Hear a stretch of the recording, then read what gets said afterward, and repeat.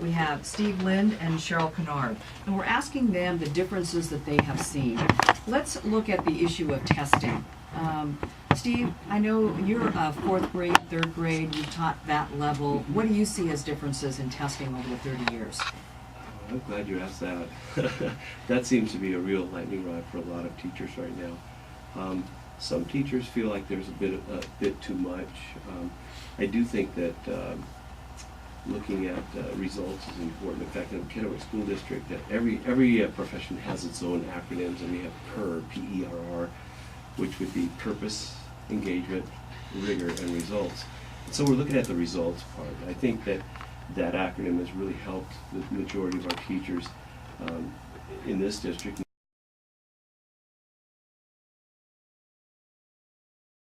And very helpful, and it's broken down into the different skill strands. When the WASL came out, which is the Washington Assessment of Student Learning, the MSP, which was the measure of student progress, and now we have SBAC, Smarter Balance Testing.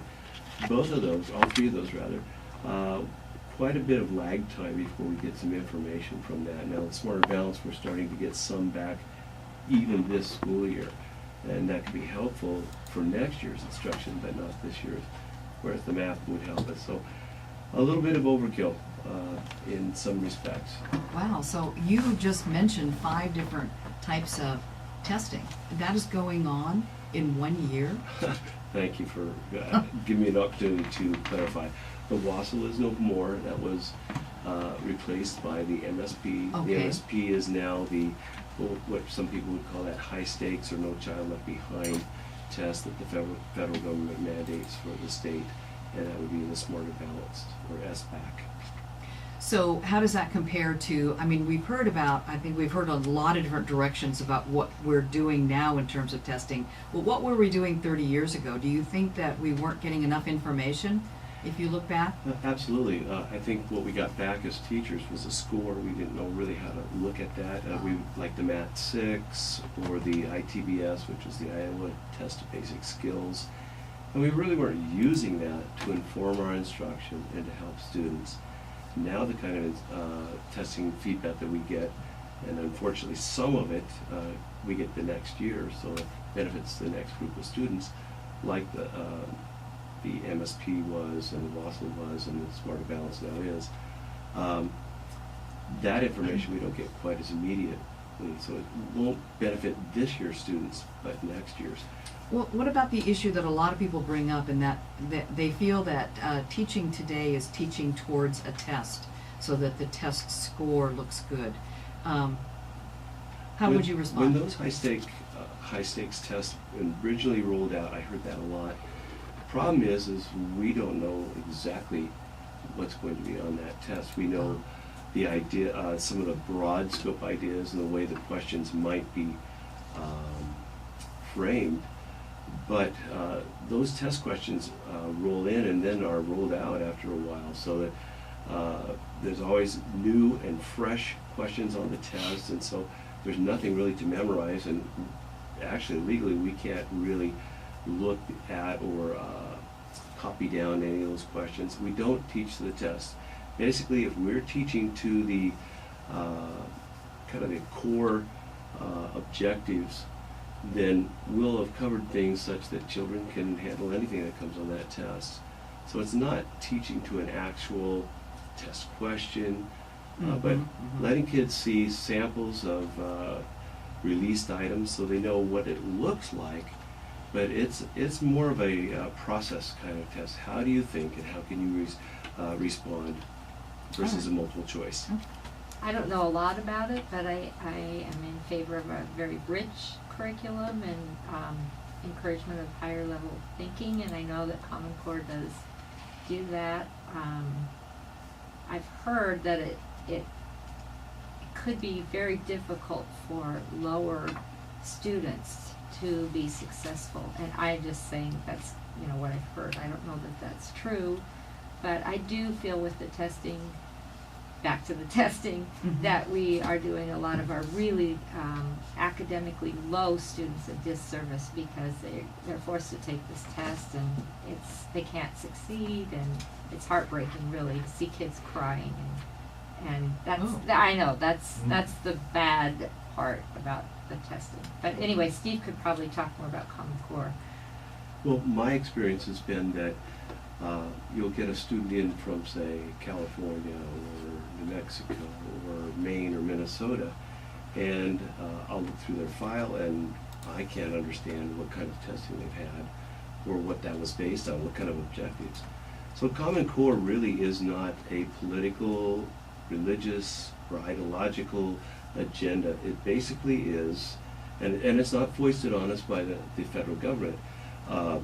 Governors met together and said, hey, we need something that's common or like across the board, so that when we get a student from Georgia, we can interpret their test results. We know that they're being taught the same basic information. So Common Core, that phrase is a lightning rod to a lot of people.